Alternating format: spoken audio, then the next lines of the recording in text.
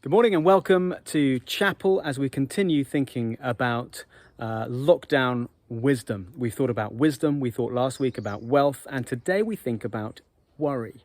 Now, consider this: more time in front of screens, more time in social media, more time at home with the same people, less time with your friends, less time possibly outdoors doing exercise, certainly less physical affection, certainly less structure to our day.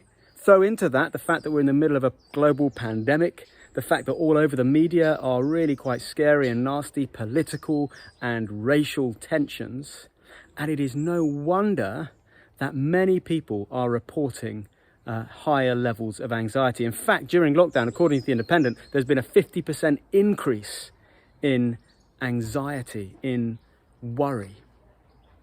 Now, it may be that you, therefore, can resonate with the first half of our lockdown wisdom verse from the Proverbs today, as it says, "Anxiety weighs down the heart."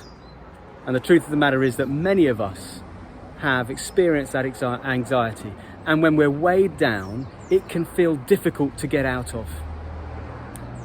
Now, some people might need professional help, and that's absolutely right. Alongside any professional help that we might need, did you notice today's lockdown wisdom? Anxiety weighs down the heart, but a kind word cheers it up. A kind word cheers it up. So here's an idea for you this week. Maybe you know someone who's struggling a bit with anxiety or worry, or maybe some other mental health issue. Why not think of one thing that you could say to them to encourage them, to be kind to them, and just lift the burden, even just for a little moment. Anxiety weighs down the heart, but kindness cheers it up. In fact, did you know that in the Bible, in the New Testament, Jesus appearing on earth is described as the kindness of God appearing. Jesus, if you like, is God's kindness to us. It is his kindest word to a world weighed down by all sorts of sin and anxiety. And of course, Jesus, the kindness that we find in Jesus is the only lasting hope we have. Well, as we close today, thinking about this lockdown wisdom, anxiety weighs down the heart, but kindness cheers it up. I want to share with you possibly one of the loveliest videos that we've made so far. I've asked a few of your teachers to share kindness with each other. You know the loo roll challenge, kicking the loo roll? Well, this time we're doing a kindness challenge, a kindness chain. So really be inspired as you watch this and enjoy your teachers, spreading a bit of love and kindness. And maybe you could do something similar with your friends.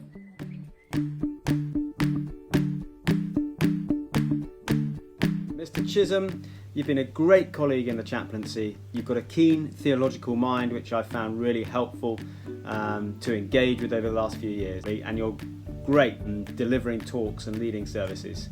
Cheers, Rev. Mr. Williams, you've done a cracking job leading the geography department this year. It has been great fun working for you. You're a great mate as well and a good bloke. Thank you very much. Thanks, Mr. Chisholm, for those mostly kind words. Miss Greenwood, Sarah, where to begin? A Cranleigh stalwart, a bona fide legend. Everything you do for all of us as staff in the common room is so massively appreciated by each and every one of us. And an even better golf partner bailing me out on the common room golf last year. Thank you. So, Mrs. Ellis, and it's been lovely to see how dedicated and professional you are as a teacher. You have got that passion and that desire and the commitment to want to light that fire in the hearts of all of the pupils that you teach. Thank you, Miss Greenwood. Sarah, that's really very kind. Doc Young, Simon, you are so kind and selfless, and you have an amazing ability to put whatever is going on in your life to one side when somebody else needs your help and your support. And of course, this wouldn't be a proper compliment without reference to your excellent selection of ties and socks. Thank you, Emma. That's really kind. Nick, Mr. Drake, it occurred to me that something that I often think of is that I'm a schoolmaster rather than just a teacher. And clearly that's, equally important to you. It's obvious you really care for the, development and mental and social health of the sixth form. This is so important to our work here at school, and I do hope you keep it up, and well done and many thanks. Did Doc Young really just say that about me?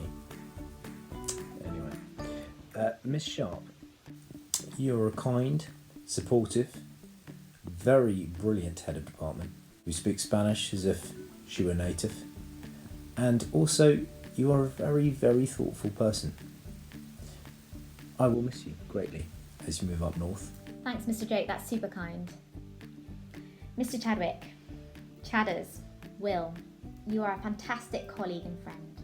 You work hard and you have such a great sense of humour that you've cheered up many a person.